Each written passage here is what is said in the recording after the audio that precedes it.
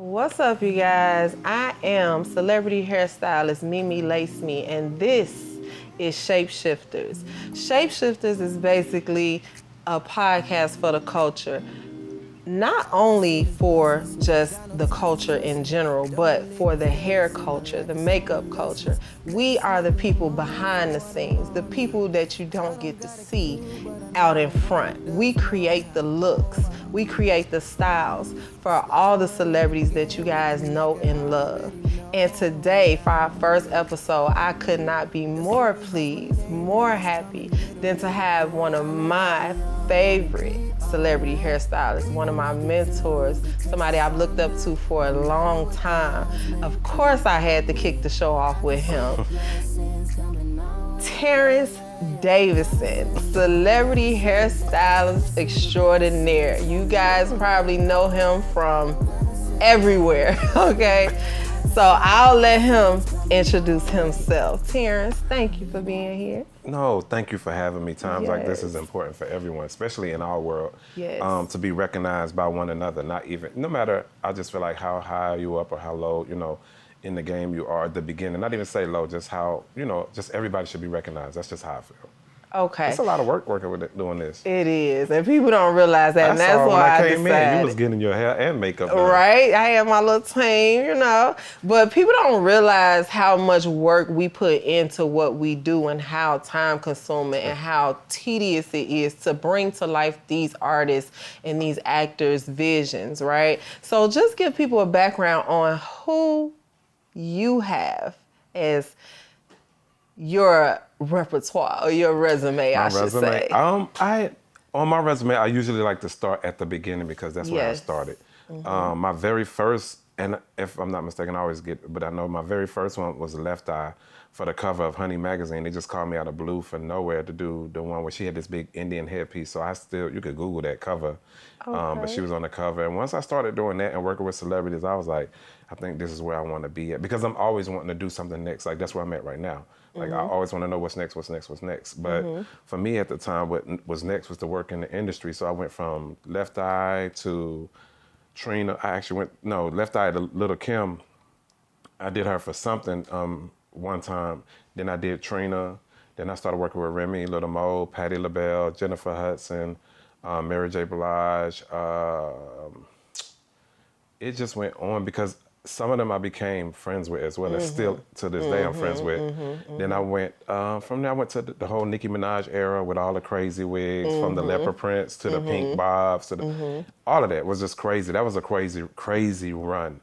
It was. It And was. let me just say, that is when I was like, who is doing this girl's bobs? Like, I was the asymmetric queen when you put that on Nikki, okay? With the bang. I kept me old funky asymmetric with the bang. I love that style. And that's when I started actually like really following you. And I was like, I love his work. When I first started with her, she used to wear the straight bang and the long hair with the pink in the back. And I didn't want to, when I'm working with someone, I want to come in and do me. I want to like switch it up a little bit. So what was happening was she got to do Rip the Runway for BET. For She was BET, one of the hosts. So I did her a bob because in my mind, okay, you on Rip the Runway, that's fashion. Let's do a bob for fashion. And I just went in and did it from short to long and did it pink in the back. But ever since, we just started doing bobs, every different color bobs. The Ludacris video was like right after that. So when she was doing My Chick Bad. Yeah, that was when I really was like, okay, I was doing hair, but I wasn't taking it serious. And then, I started copying that look. And then people was like, who did your hair? Who did your hair? And I'm like, I did my hair. And so that's what kind of started building up my clientele. Because I was in Chicago at the time, and I was like, Terrance Davidson, he it. Like, that's who it is. Like, he's it. And so when I started seeing all the looks that you created for her, I was like, he is like... My mind is just crazy like that. I used to be up in my hotel, and when I remember looking at the clock in Tokyo or Japan where we was at. It was like 3:30 in the morning. I'm sitting there still making wigs for us to get up at like 6 in the morning to head to where we got to go to. But it was my life just doing wigs like that. Even with Remy with the blonde bangs, the long hair. Like, it was just always something creative with her. She wanted to do something just with a blonde bang, which I always had to keep. I try to make sure none of my artists really looked alike that I was working with. So. And you did exactly that. Everybody had their own unique look. Like you kept it fresh for everybody. That's the best way to me. Yeah, you kept Trina it fresh for hard. She everybody. went part in the middle and straight. Yeah, hair. Trina always gonna be simple. Right? She like her simple look. I did a bob on her before though for one of her albums. I can't remember which album it was. She had the bob like Rihanna with the black dress on, like a little skirt. Okay. And I did her diamond. I did about 3 of her album covers. The one with the blonde hair was Glamorous Life. Okay. Then one with the red dress and the long blonde hair. So yeah. Okay. She switched it up a little bit. A little bit, yeah. So let me ask you this: since we're on the topic, last night the awards came on, right? Did you have a chance to watch it? Yeah, that's homework for me. Right. Okay. So I want to get a little bit into because people don't know, like a lot of the young people coming in the game, and their goal is to become a celebrity hairstylist. I see that, especially with social media, it has upped the game, a lot, and it gives people more visual. They're more visual because they get to see people everywhere get to see their work. So as being who you are, when you work with celebrities, right, it's a certain thing that you have to do that type of work, right? Can you give us a little bit of what you feel like is, to keep you longevity in the game? What I've learned from, and this has come from working with Jennifer Hudson, she said that in order to keep longevity in the game and still, you're just supposed to stay humble and always leave on a great situation with somebody. Like when I leave, I always try to let them know I'm quitting. It never works for me, just FYI. Right. They always end up, I told somebody when I was working with Miss Pat, and Patti LaBelle was somebody different. I was working with her for 2 years. Okay. I was getting bored of doing the same thing. And it wasn't nothing bad. It wasn't her. It's just like I was just doing the same thing. And it's like working a 9 to 5 and you'd be like, I don't want to do this no more. I don't want to do it anymore. So I was telling some other lady on the team, she used to do Miss Pat hair back in the day with all the crazy wigs and stuff, long time ago. She was her assistant to help her get dressed now. I was the hairstylist. When I told her that I was going to leave in about 2 months or whatever, I was like, I'm going to just probably be gone about 2 or 3 months because it's like, I got to do something different. Do something different, right. She told her, and they took me off the schedule. Next time, she has a schedule for the whole year. Right. So the next time the schedule came out and I saw the schedule, my name was not on for hair for none of the other stuff like 2 months or a month later. It was like a month later. They just took me off the schedule. They could do that. You could just not work. Right. It's like you never know how they can just cut you off. Me being polite, I was going to say, give them 2 or 3 month notice. So give you time. Same thing when I was working with a good friend, Tamar. She was a good friend. I was just letting her know that I was going to quit, but they let you go the next day. It's like, how do we win? How do we win? How do we win as hairstylists? Because you don't never know when your time is up with somebody. I'm trying to be polite because I always was taught, like I said, back to your question from Jennifer Hudson, longevity is being humble in the game and still being nice with people and always keeping great relationships wherever you go with other people. And I try to do that with anybody I'm with or what I'm with. Unless you really get on my nerves, I'm just going to speak my mind. Right. But I try to keep great relationships. I know you, right? So, but you are very humble. And so, like I told you a little while ago, I never thought in a million years, that I would even meet you or know you or even have the relationship that we have. Because when you look up to somebody and you follow their work and you're studying your craft and then because you pick somebody that you want to not as much as copy, but emulate a little, and so, I just liked how humble you were and like you would be in all the sets and all the shots, but you were just like, and at first I was like, he fine. Am I?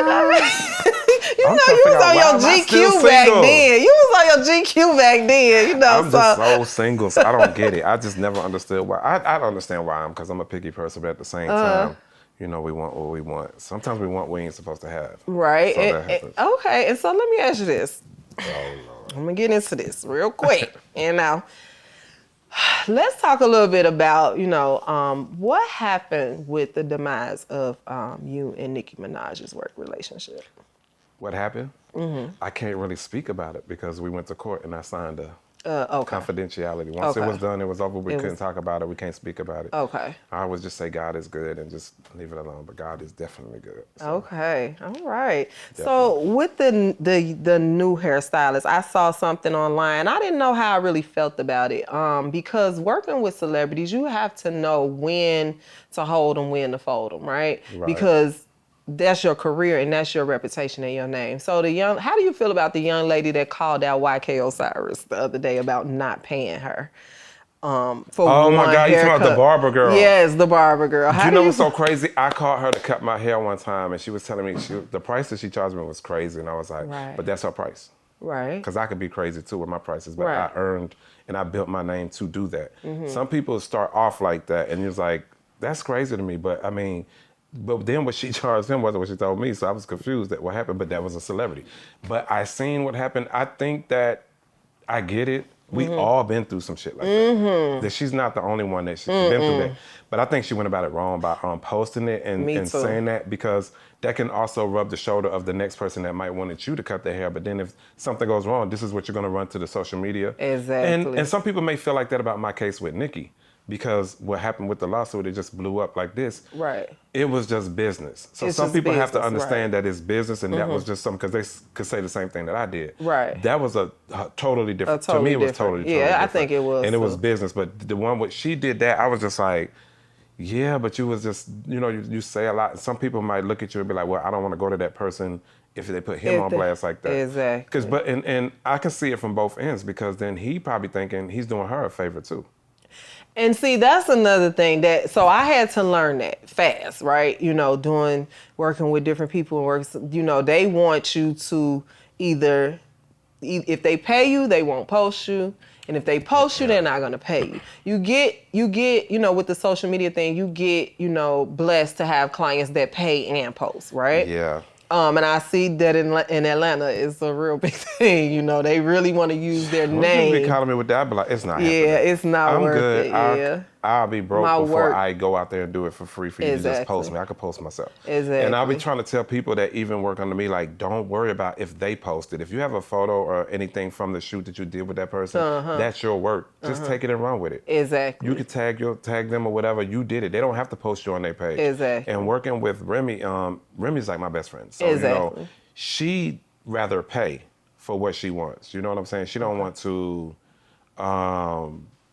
get something for free and have to post it or whatever. She would rather pay. And I get that side of an artist, because she tells me that, like, she wants for her hair, she'll pay for her hair. She'll be like, how much? She'll ask people how much up front, and she'll just rather pay for what she wants than for you to have to ask her to tag her. Some people just don't want to do that. Are not and into I just that. feel like you can post it yourself. You don't have to wait for them to tag it. If you post it and you tag them, that's on you. But everybody on your following knows that you did that, even if it's on following. I mean, some things catch up with you. You just build your name in the game, and people will automatically tag you. Like, people tag me when I do their All hair the stuff. time. So Because I don't know for you guys that don't know, Terrance is the stylist behind a lot of celebrity hairstyle Alonzo Arnold's hair. He has the creative niche to create the avant-garde of hair. So a lot of that is your work. And I don't know if people know that, but you are just... he actually tags. He tags. That's what I was going to say. So he tags. he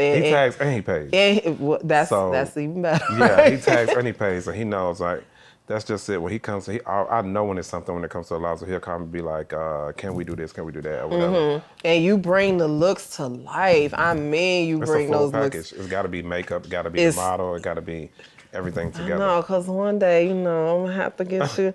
You did a little feather or something when we was at the house. Speaking of which, you are the creator of Legion of Glam. Tell everybody what Legion of Glam is. Legion of Glam is an organization of hairstylists, makeup artists, anybody in the glam world, from barbering to fashion, whatever you want to do. As far as sometimes people take my retreat just because they need to get away and figure out what they want to do in life. Because I had a ball.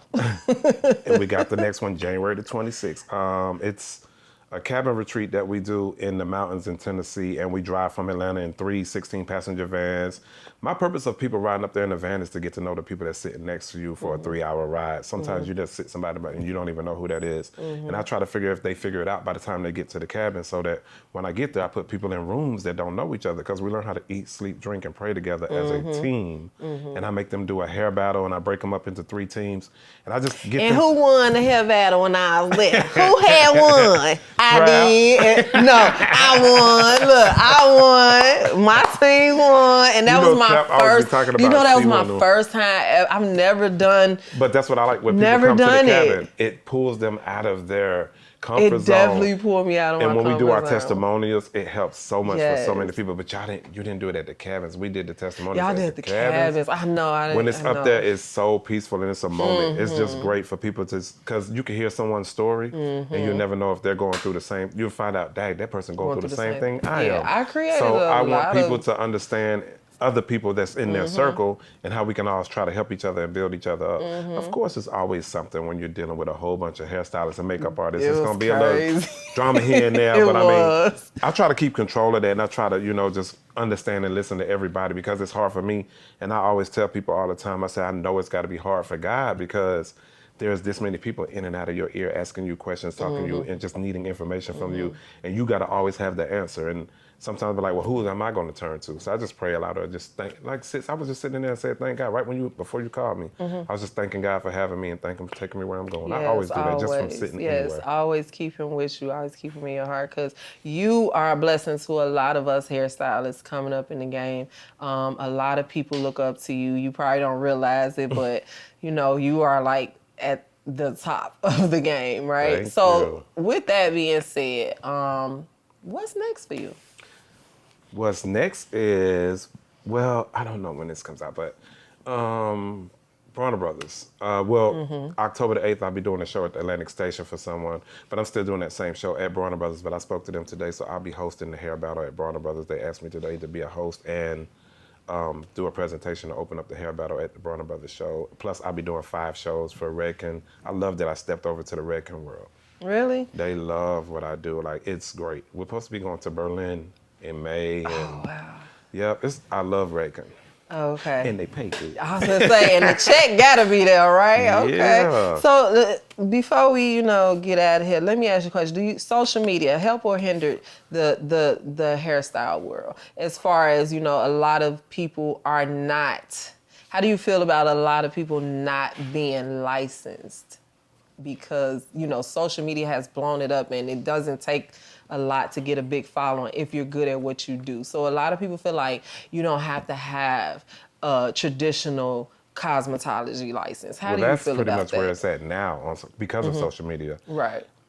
In my world, when I was coming up, we had to do all of that. I hated going to beauty school. I'm gonna tell you that now. That was like I used to leave and never come back. I would leave for lunch and go home. And it's all day. Well, I used to It's go like watch a the job. stories. The Bold and the Beautiful was my favorite stories. And the crazy part is my stories that I like is a lady on there named, I forgot her name. She had red hair, but she reminded me of my school teacher at beauty school. Her name was Miss Brusso. I hated Miss Brusso.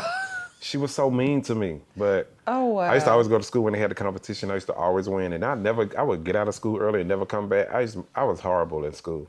But you made it through. I had to. Right. That was the only way. But I had quit that school. When I started working at a salon. The lady who was a teacher at that school opened up her own beauty school next to my salon I was working at with this lady. I was doing an apprentice under her, and she took me in her school and got my hours finished. Oh, good, because She knew I baby, wanted it's torture. That stuff is long and torturous. It is, and but so it was many boring. Now I've been hours. knowing all and that crap. Then you learning stuff you don't care about. So you think like me, I don't really see, as long as you're not into like the chemical of it. So, yeah, to answer the question for that, I'm on the fence for that. I'm half and half because you asking does it hinder or does it help? It does both. It can help you and it can hinder you. It just depends on how you run your business, how you want to, And I look at it as how long can you be in it? Because I've been in this for over 30 years now. Right. My son's 28, 29, 30. Yep, 31 years. That's long. I've been doing this for 31 years, and I used to say I was only going to do hair till I was 30 years old. And every time you get to that point, you be like, what's next? But I thought that's what's going to be the last time for me. And I'm 52 now, so. Yeah, because the burnout, like you have to make it through the burnout period. Like all hairstylists know about the burnout period. You just got to figure out what's next. I'm at the Yeah. stage where I want to get jobs that's going to pay me, and I can sit down for 3 to 4 months And then, off of that check or too. something. And Me I don't too. want to just keep working every day too. doing. I probably do 1 or 2 people hair a month, if that. right. Probably 1 or 2 clients as far as just regular clients. But I really don't do the hair thing. My focus is just creative directing and doing these shows. Right. And just going to the next level on a lot of different things going on. Right. Now, with you and Remy, was that like a business relationship first, or did y'all meet and y'all was cool and then you started doing her hair? Like, how did that work? I was doing the guy that was styling Remy was Eve's stylist. I remember that. And he and I was good friends. And I had to ride with him one time for a fit-in with Remy in New York City, and Fat Joe's wife was there. And they was asking what I do, and I was like, hair. And then he said, yeah, Terrance, this is my boy Terrance. And Rem, just being Rem, she was just sitting there. She was like, nice to meet you. She was such a tomboy to me. Like, her boots and her jeans. She's just a Bronx girl. She remind me of my cousin. They always wear boots and jeans and jackets, but they just be such a girl on the inside. It's just so much. You have to just pay attention to them. But when I met her, I was like, oh God, it was so dope. The first picture I ever did with her was with the bangs at the table with the lobster and the red lips. I always remember that. I just found that picture the other day too. I have to send it to you. Okay. But working with her was through him. He introduced me to her, and I started working with her, and I did the lean back video and what she did. A vet in the game. Yeah, I did lean back. What was her and Fat Joe? It was lean back. It was was lean that their back. first big song? It was so I lean did the back. lean back video. I did the conceited video. I did the whatever video. Oh, you did conceited too? Yes. Yes, conceited. I got a reason. And that was, and we're friends. We're Yeah, you literally guys are friends. Like, friends. she's someone when I was young, maybe 30 something, doing her hair, 30 years old. And my son had got sent to move with me when he was in the 8th grade when I lived in Jersey. And I remember he used to come to my house and get her hair done. And he stayed with my uncle, because that's where he went to school, like 30 minutes away. But he stayed with my uncle. And when it was time for him to be around me, it's like I always used to feel some kind of way uncomfortable. One thing about Remy, she was just like, tell him, because he already know. Just about me and my lifestyle, and I'm gay and da-da-da-da. Now, literally, we had this conversation maybe 5 years ago for the first time. He said he knew. He said, but he wasn't going to bring it up to me. Really? He said he knew it. He said, I wasn't going to bring it up to you because that's your, he said, that's up to you. But he said, that doesn't stop him from loving me. Exactly. He said, but he just waited for me to tell him because that was And his job. you copied and pasted your face on him and his baby, okay? That's like a piece of work. Hit them little girls. I know. But yeah, it's good to feel comfortable now with that. That's what I was saying with Remy. She became a friend.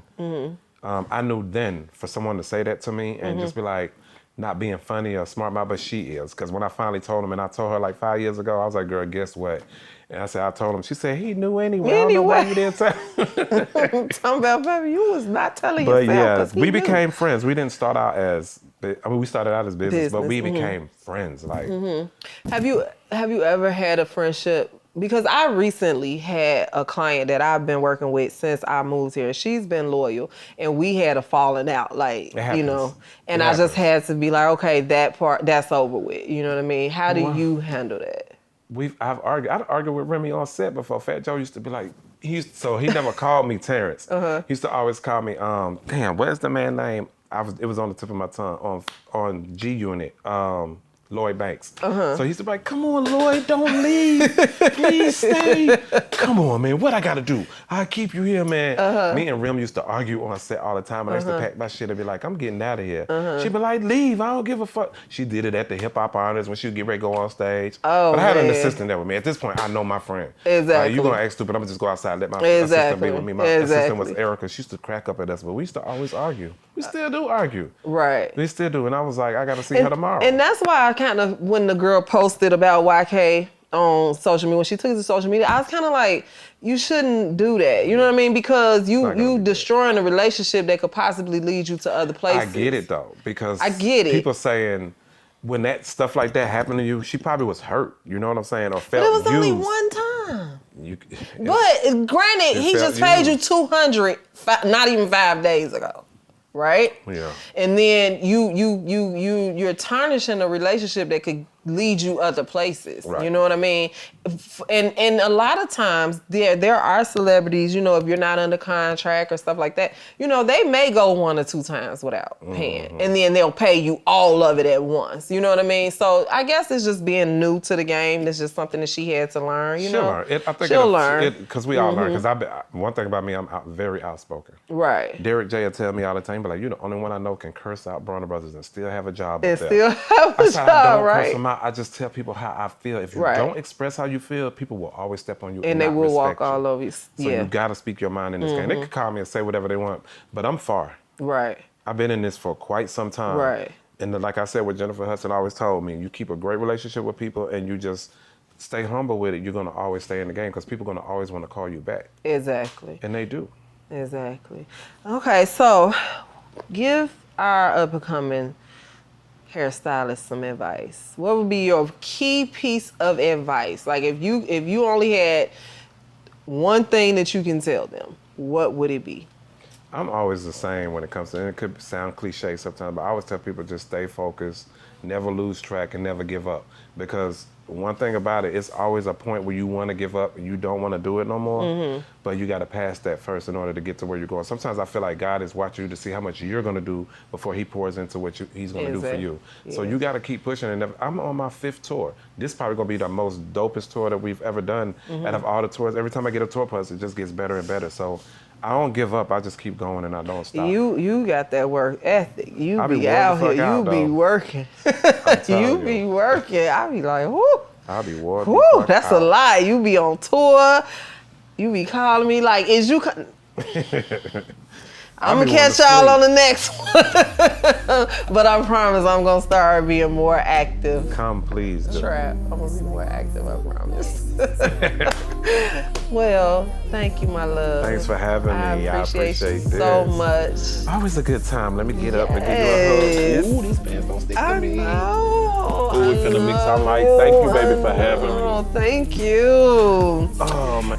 And this is the first episode of Shapeshifters. Thank you guys for tuning in. I love that name. I know, because we shape the culture, baby. We do.